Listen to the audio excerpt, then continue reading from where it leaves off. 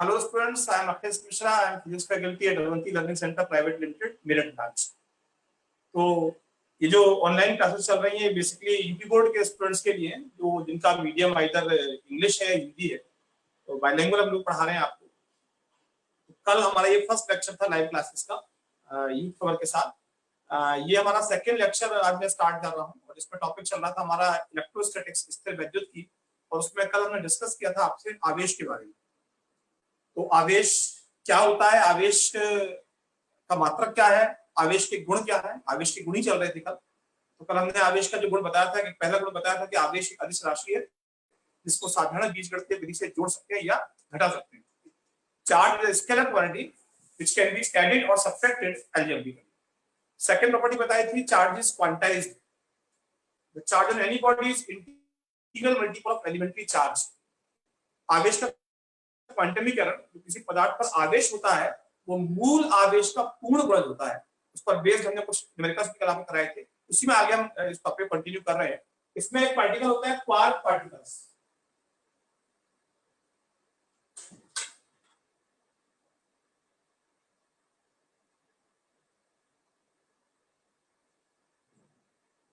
These are called quark particles.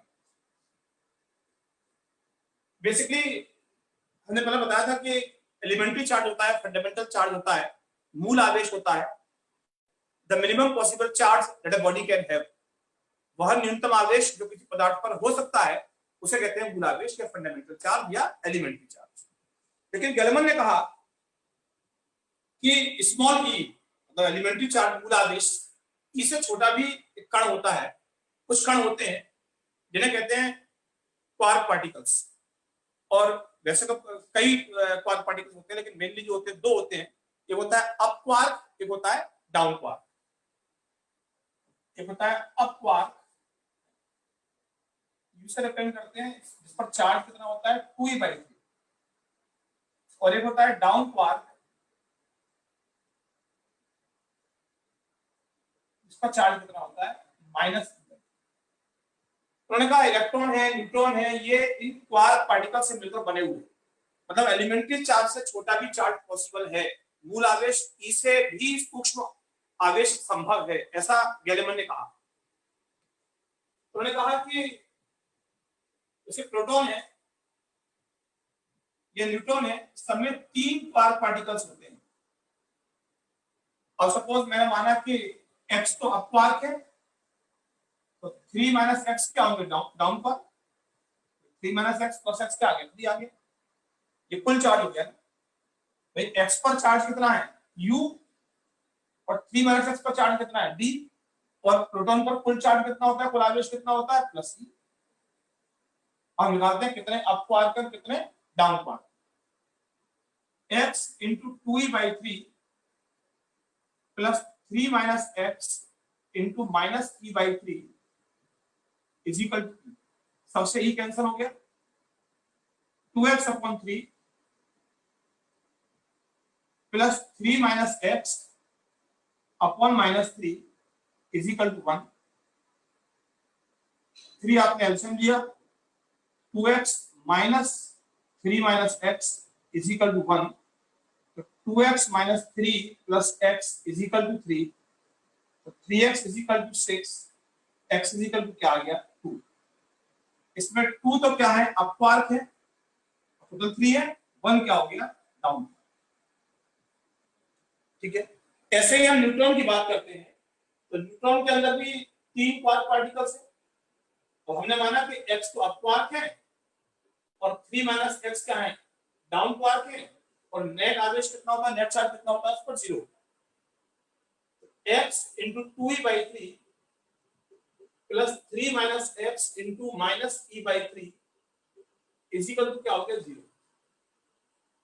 या x × 2e/3 = 3 - x × e/3, e/3 cancel हो गया, 2x = 3 - x, 3x = 3, x = 1, तो 1 का हो गया अप क्वार्क और 2 क्या हो गया इसमें डाउन क्वार्क। बट ये अप क्वार्क या डाउन क्वार्क फ्री स्टेट में एग्जिस्ट नहीं करते, मुक्त अवस्था में नहीं रह सकते। इसीलिए अभी जो मिनिमम पॉसिबल चार्ज पार्टिकल है वो क्या होता है, हमारा ई होता है, जिसे मूल आवेश कहते हैं, फंडामेंटल चार्ज। क्लियर? अब इसमें बेसिकली आवेश की तीन प्रॉपर्टी हमने पढ़ा दी आपको। पहली, आवेश एक अदिश राशि है। दूसरी बताई हमने आपको, आवेश चाल पर निर्भर नहीं करता। तीसरी बताई, आवेश का क्वांटमीकरण। Quantum, first charge is additive in nature, that is a scalar quantity. Second is आवेश does not depend upon speed, charge is invariant. और थर्ड बताया, चार्ज इज क्वांटाइज्ड। चौथा है, charge is conserve.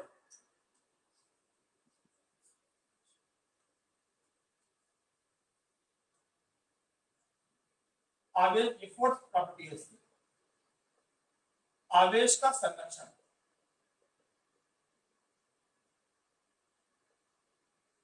It is called conservation of charge.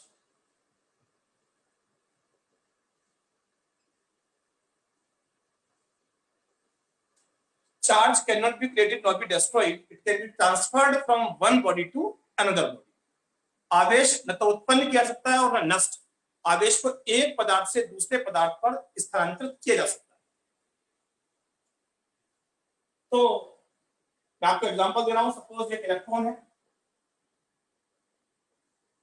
और एक positron है। जब ये आपस में रिएक्शन करते हैं तो इससे मिलते हैं 2 गामा फोटोन। इलेक्ट्रॉन पर चार्ज कितना होता है, -3, पॉजिट्रॉन पर प्लस। दोनों का चार्ज सेम, दोनों का मास सेम, एक नेगेटिव और एक क्या है, पॉजिटिव। और गामा फोटोन तो एनर्जी है, ऊर्जा है, इस पर कोई आवेश नहीं होता, शून्य। क्रिया से पहले पर आवेश शून्य, क्रिया के बाद पर आवेश। Charge before reaction is 0, charge after reaction is 0, that is charge is conserved. आवेश क्या होता है, संरक्षित। अब इसमें आते हैं मेथड्स ऑफ चार्जिंग।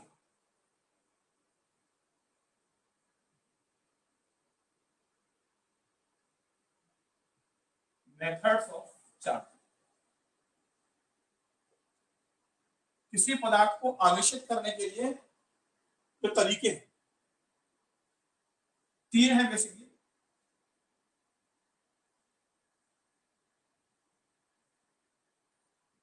घर्षण द्वारा,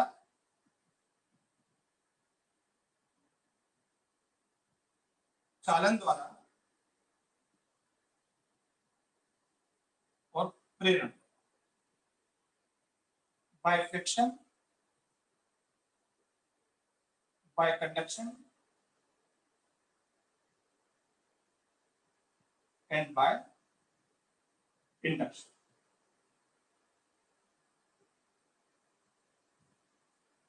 पहला हम डिस्कस कर रहे हैं, फर्स्ट है घर्षण द्वारा। घर्षण द्वारा में क्या होता है बेटा, 2 बॉडी को आपने रब किया, घिसा, एक बॉडी से दूसरी बॉडी में चार्ज ट्रांसफर हो गया। सपोज इससे जब मैं रब किया तो 2 इलेक्ट्रॉन इससे इसमें आ गए। इलेक्ट्रॉन इसमें आए ना, इस पे चार्ज कैसा हो गया, नेगेटिव।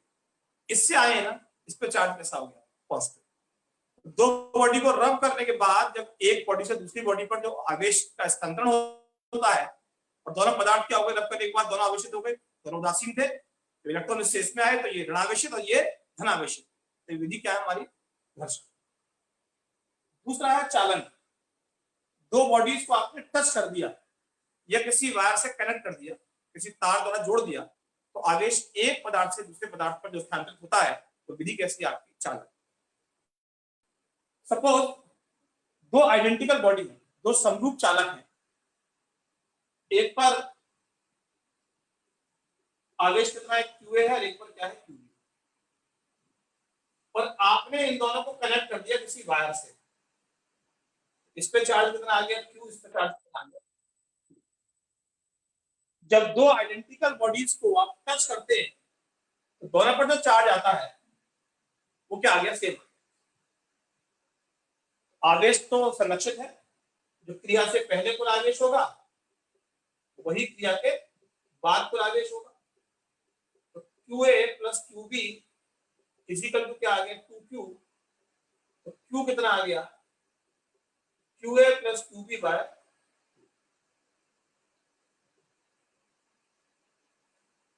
ध्यान रखना ये समरूप चालक के लिए it is applicable only for the identical bodies. दोनों बॉडी एक सी, चार्ज जो आएगा दोनों के संख्या कितना आएगा हाफ। क्लियर।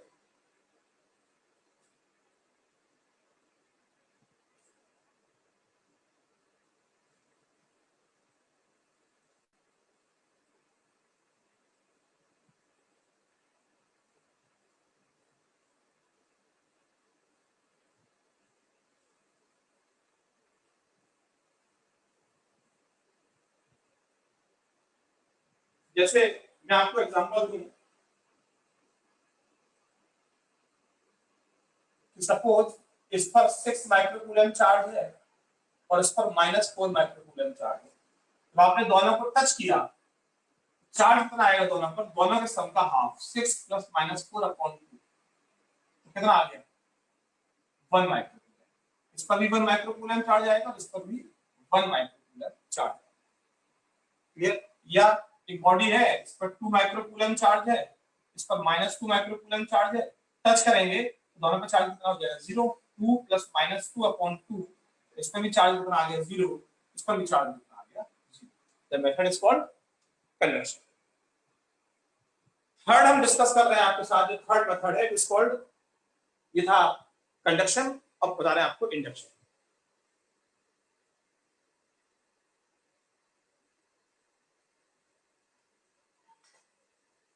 देखिए इंडक्शन में क्या होता है।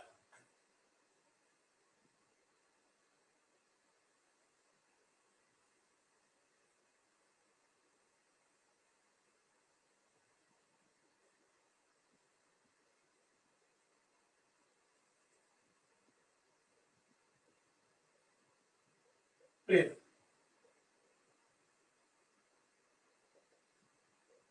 Is called induction. ये बॉडी है, ये चार्ज बॉडी है, आवेश चालक,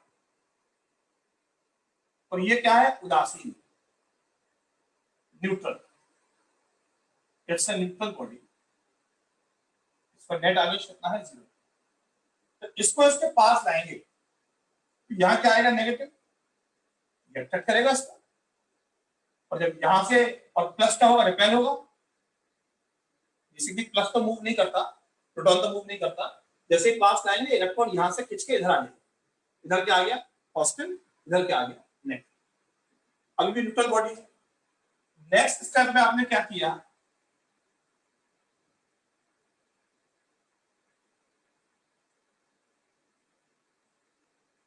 तो ही पाएगा तो उसकी वजह से माइनस, इसे आपने अर्थ कर दिया। अर्थ तो इलेक्ट्रॉन की भरमार है, वो कितने भी इलेक्ट्रॉन दे भी सकता है अर्थ, और कितने भी इलेक्ट्रॉन ले भी सकता है। तो अर्थ से इलेक्ट्रॉन आकर इसलिए कर दिया, कैंसिल कर दिया, ये मूव नहीं करेगा बिकॉज ये अट्रैक्शन की वजह से रुका हुआ। नेक्स्ट स्टेप,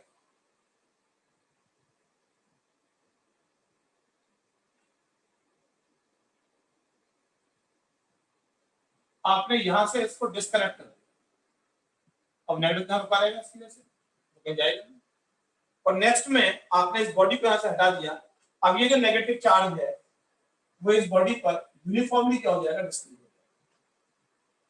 बॉडी क्या हो चार्ज हो, बॉडी पर चार्ज बिना टच किए। आपने ए और बी दोनों बॉडीज में किसी को टच नहीं किया, जो ए का चार्ज था जिसे सोर्स चार्ज कहते हैं वो सेम रहा, उसको कोई फर्क नहीं पड़ा, ना वो घटा ना बढ़ा। और दूसरी न्यूट्रल बॉडी पर चार्ज कैसा आ गया नेगेटिव आ गया। ऐसे यदि आप नेगेटिव ले जाएंगे यहाँ पर तो ये पॉजिटिव आ जाएगा, पूरी बॉडी पर चार्ज कैसा आ जाएगा पॉजिटिव आ जाएगा। एक और देखें आप, ये ए है, सपोज इस पर चार्ज कैसा है पॉजिटिव है,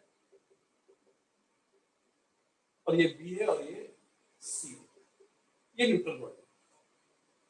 जैसे इसके पास लाएंगे इधर क्या आएगा नेगेटिव, इधर से आया है नेगेटिव, यहाँ क्या आ गया पॉजिटिव। नेक्स्ट स्टेप पे आपने क्या किया,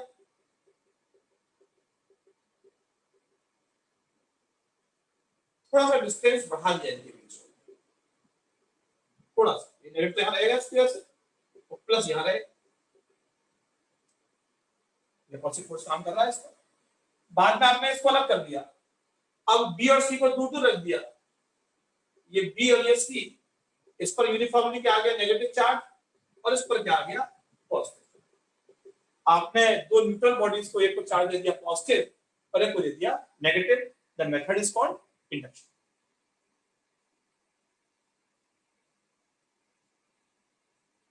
और एक क्वेश्चन करा के मैं आपको आगे बढ़ते हैं इसमें।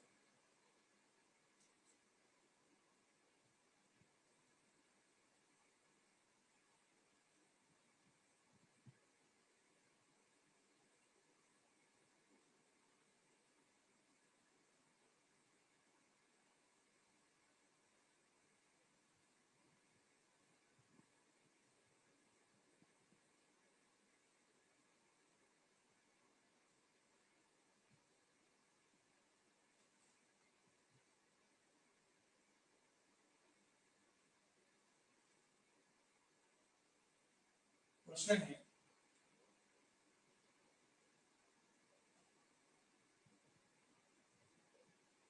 क्या कोई आवेशित वस्तु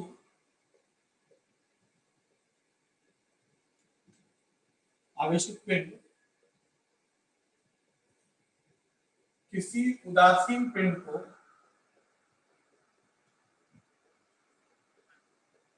आकर्षित कर सकता है?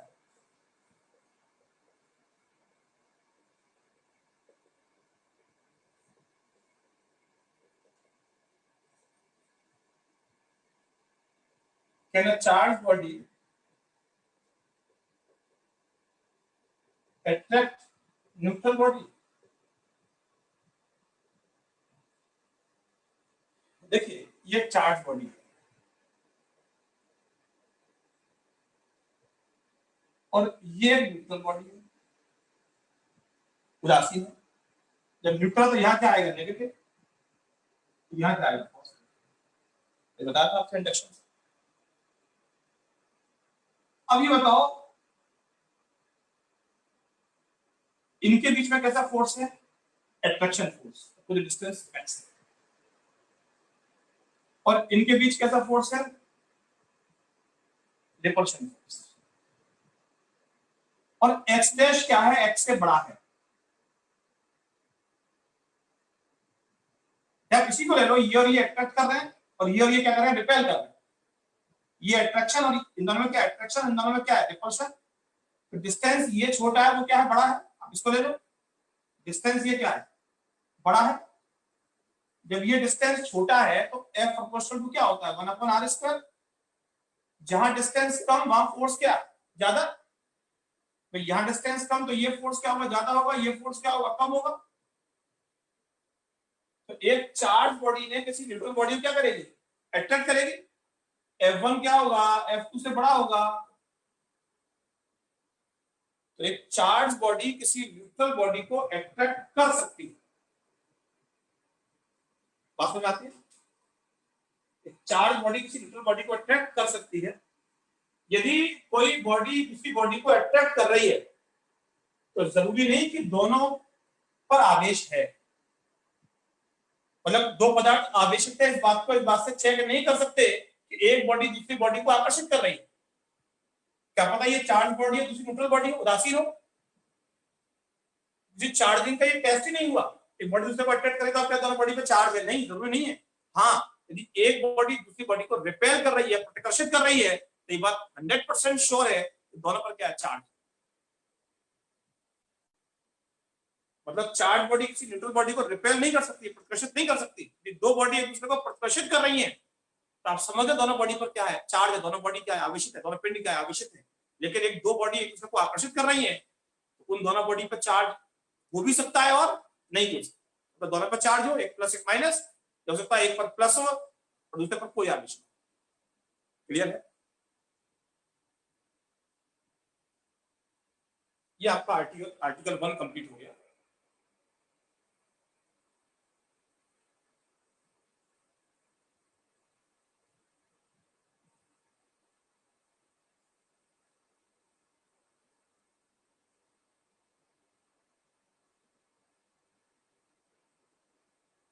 नेक्स्ट आर्टिकल है कूलाम का नियम।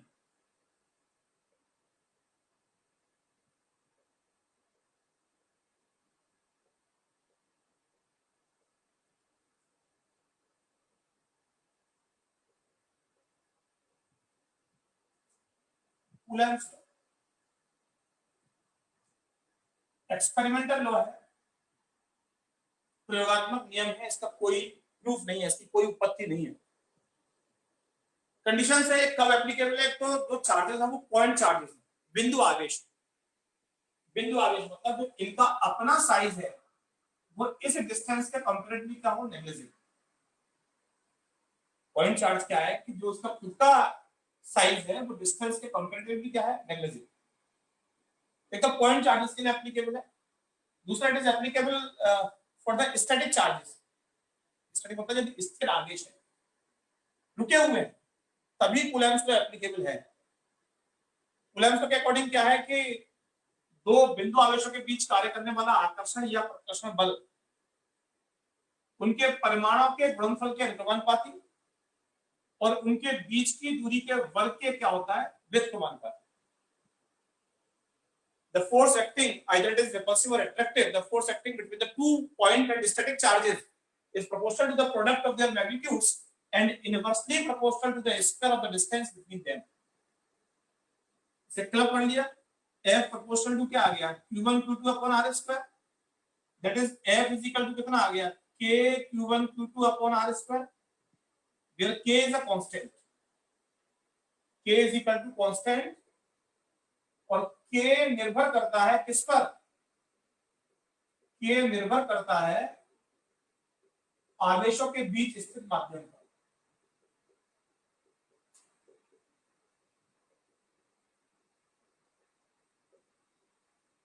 K depends on the medium between the charges।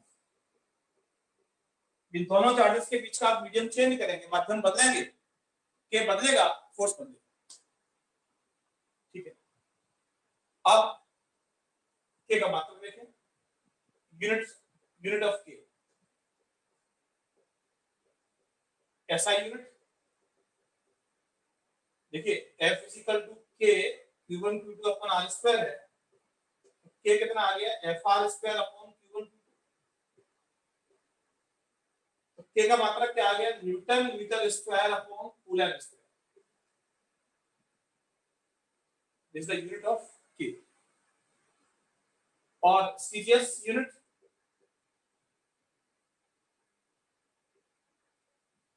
K कितना आ गया, ये क्या है, डाइन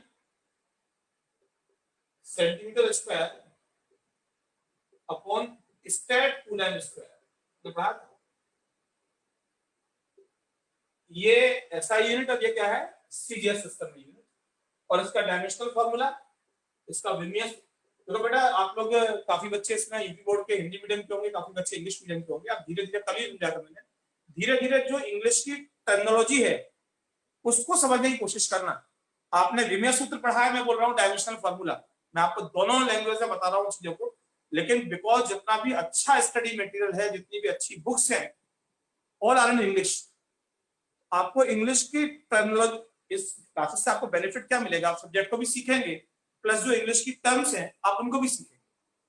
मतलब भाषा कोई फर्क नहीं पड़ता है कि आप कोई हिंदी भाषी है या इंग्लिश भाषी, इससे कोई फर्क नहीं पड़ता। सब्जेक्ट में आपको पकड़ होनी चाहिए, सब्जेक्ट के जो कंटेंट है वो आपको पता होना चाहिए। लैंग्वेज ज्यादा इफेक्ट नहीं करती, आप धीरे धीरे उस टर्मिनोलॉजी को एक कॉपी बनाकर ऐसा लिखते रहे। मैंने बोला यूनिट्स, तो आपने मात्रक को लिख दिया यूनिट्स, मैंने बोला डायमेंशनल फॉर्मूला, आपने लिख दिया विमेय सूत्र। जो भी बोल रहा हूँ उन सब पॉइंट्स को अपलोड करते रहे। आफ्टर 10 और 15 डेज बाद आपके लिए कोई फर्क नहीं पड़ेगा, आप लैंग्वेज आपकी हिंदी लैंग्वेज में पढ़ रहे हैं या इंग्लिश में पढ़ रहे हैं। ठीक है, तो डायमेंशनल फॉर्मूला क्या है, न्यूटन के लिए क्या है, ml t-2, और मीटर के लिए l स्क्वायर, और coulomb q equal to it होता है a into t। तो इसका डायमेंशनल फॉर्मूला आ गया ml3 t-4 a माइनस, इसी का डायमेंशनल फॉर्मूला होगा k।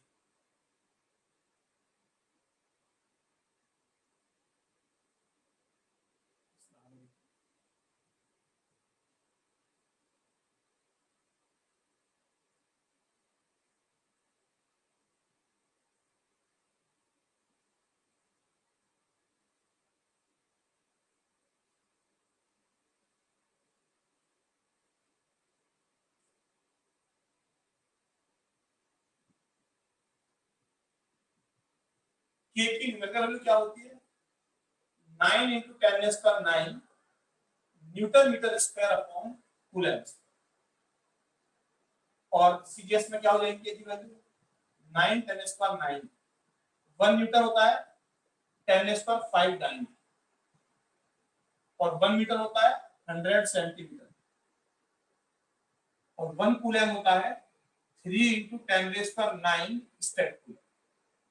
अब क्या हो गया स्क्वायर क्या आ गया 9 into 40 और 4 हो जाएगा 10 raised to 18 9 सेंटीमीटर स्क्वायर और ये हो गया 9 into 10 raised to 18 state coulomb square. Series में के की वैल्यू क्या आ गई 1 9 centimetre square upon state coulomb square. दोनों सिस्टम में आपको के की वैल्यू पता होनी चाहिए। जो हमारा फॉर्मूला था F is equal to K Q1 Q2 upon R square, तो यहाँ से SI में क्या बन गया 9 10 raised to 9 Q1 Q2 upon R square और सीरीज में क्या बन गया F is equal to Q1 Q2 upon R square.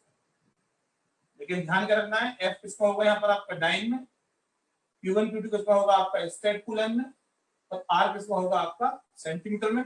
यहाँ F होगा न्यूटन में, Q1 Q2 किसका होगा कूलम में और R किसका होगा metre.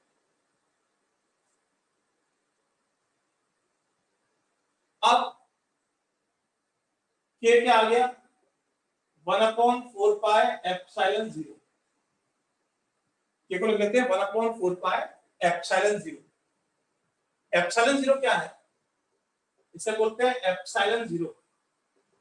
Epsilon 0 it is called permittivity of free space.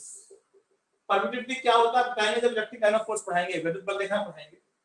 Permittivity of free space in Hindi it is called निर्वात की विद्युतशीलता। निर्वात की विद्युतशीलता। तो यहां से एप्सिलॉन कितना आ गया 1/4 पाई के। एप्सिलॉन कितना आ गया 1/4 into 3.14 के निकाला था 9 10 raised to 9 newton metre square upon coulomb square. On solving epsilon is equal to 8.85 10 raised to -12 coulomb square upon newton metre square. This is the value of के epsilon.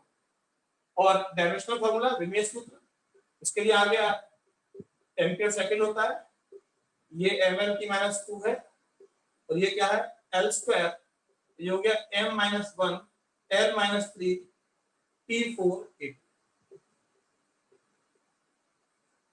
This is the dimensional formula.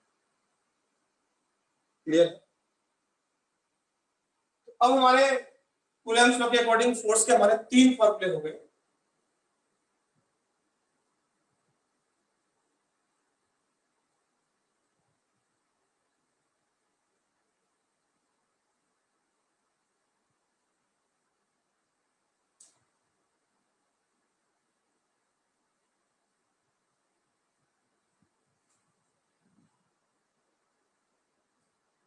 एक formula क्या हो गया F is equal to 9 into 10 raised to 9 Q1 Q2 upon R square।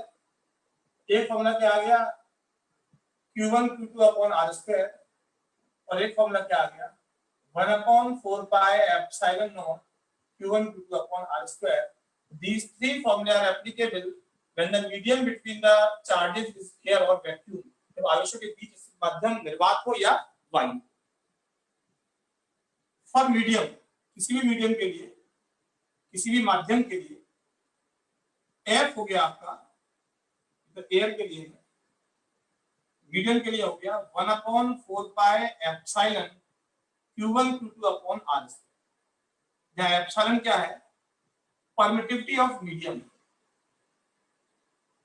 Permittivity of medium it is called माध्यम की विद्युतशीलता। माध्यम की विद्युतशीलता। ठीक है, this is called the permittivity of medium. अब यहां से एयर के लिए तो आपका फॉर्मूला है 1/4 pi epsilon not Q1 Q2 upon R square, और मीडियम के लिए आपका फॉर्मूला है 1/4 pi epsilon Q1 Q2 upon R square. जब मैं इसको डिवाइड करूंगा FA अपॉन FM, तो 1/4 pi epsilon not Q1 Q2 upon R square upon 1/4 pi epsilon Q1 Q2 upon R square. तो ये सब कैंसिल हो गया, 4 पाई से 4 पाई कैंसिल हो गया, तो FA upon FM is equal to कितना आ गया, epsilon upon epsilon, and it is called epsilon r and it is called k. It is called a relative permittivity. Permittivity of medium to the permittivity of free space is called relative permittivity or dielectric constant of the medium. माध्यम की विद्युतशीलता और निर्वात की विद्युतशीलता के अनुपात को आपेक्षिक विद्युतशीलता बोलते हैं, या क्या बोलते हैं, परावैद्युतांक, dielectric constant of the medium. तो यहां से आप एक चीज देख रहे हैं, एप्सिलॉन कितना हो गया, एप्सिलॉन नॉट एप्सिलॉन आर, और यहां से क्या आ गया, epsilon is equal to epsilon naught के। तो मीडियम के लिए फॉर्मूला क्या बन गया, एक फॉर्मूला बन गया मीडियम के लिए 1/4 पाई एप्सिलॉन, आपने पढ़ाई है, Q1 Q2 upon R square, इसकी वैल्यू पुट करना है यहां पर। एक फॉर्मूला बन गया 1/4 pi epsilon not epsilon R Q1 Q2 upon R square, और एक फॉर्मूला बन गया 1/4 पाई एप्सिलॉन नॉट के Q1 Q2 upon R square. ये तीनों फॉर्मूले किसके लिए, मीडियम के लिए, और ये तीनों फॉर्मूले किसके लिए हैं, एयर और वैक्यूम के। ये आपके बेसिकली 6 फॉर्मूले हो गए, इन्हें आप नोट करें।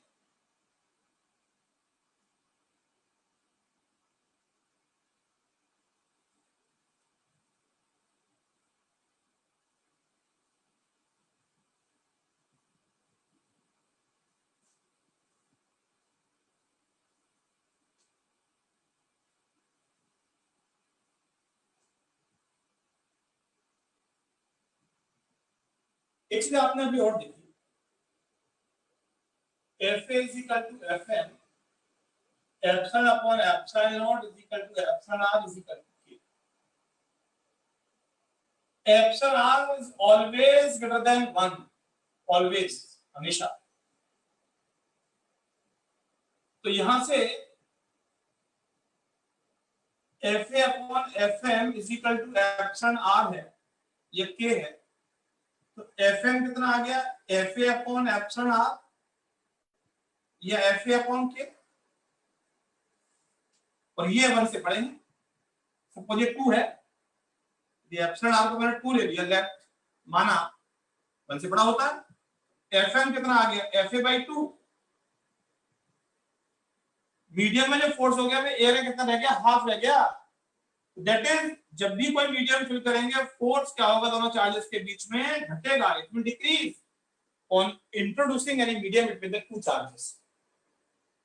फॉर मेटल्स, धातुओं के लिए K is equal to infinite, FM is equal to FA upon infinite, FM is equal to क्या आ गया, 0। धात्विक माध्यम भर दें तो बल कितना हो जाएगा, 0। और introducing the any metallic medium between the two charges, the force becomes 0। तो ये आपका फंडामेंटल था कूलेंस लॉ का।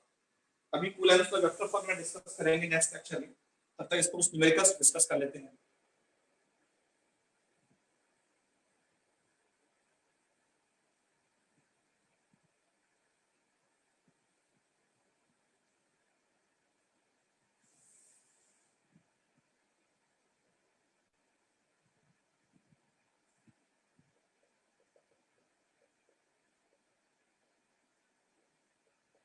वो आवेशित कणों के बीच दूरी 1.6 सेंटीमीटर है,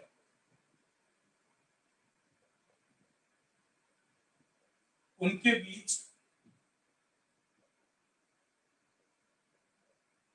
कार्य करने वाला न्यूनतम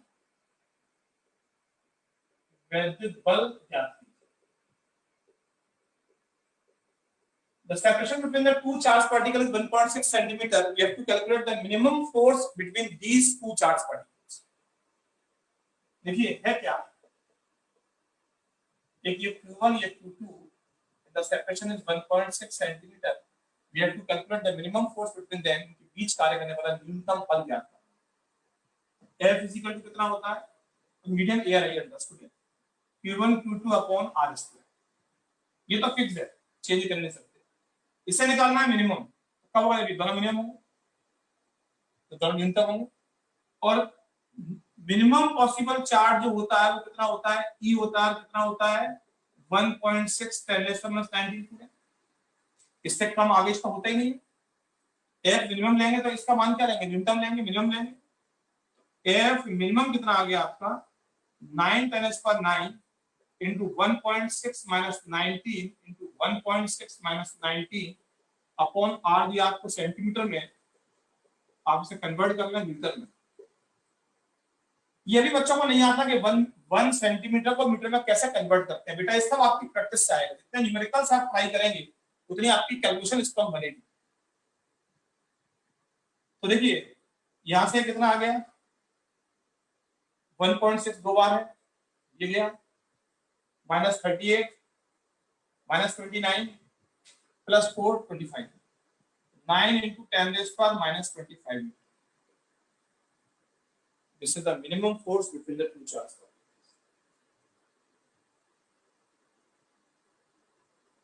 एक और न्यूमेरिकल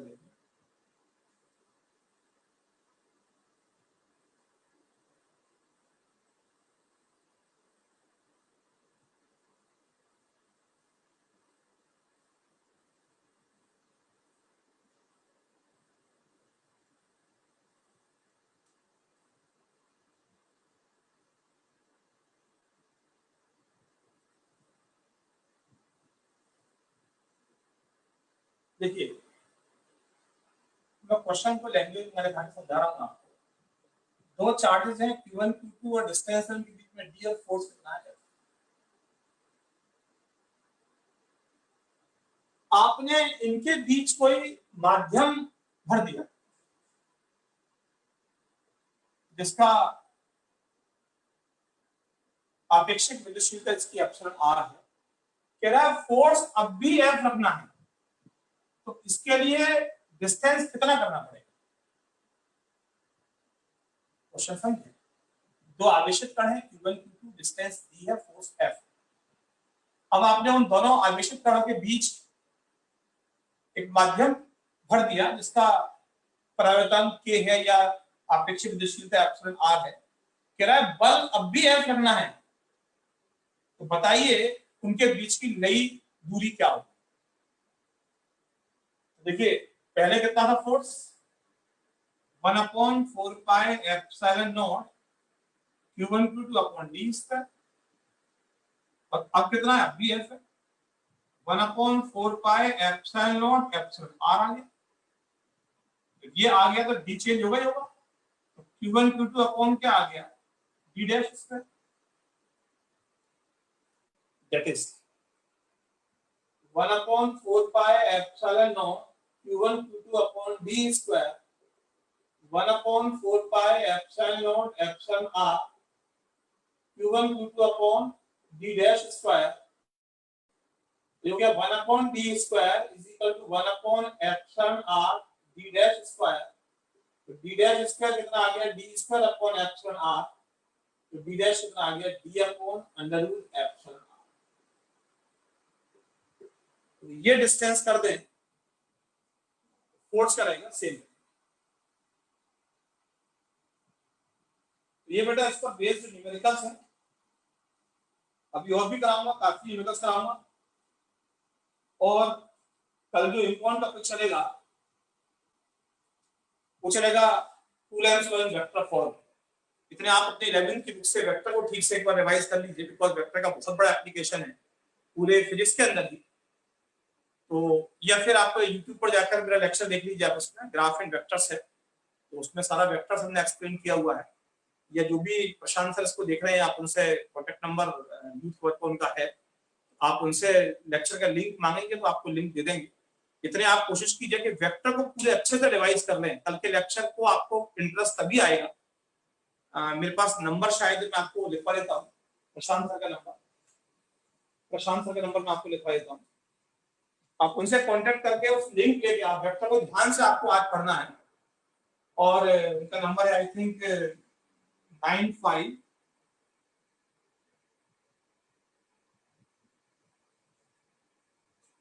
क्या नंबर है प्रशांत सर का? 9528 008852।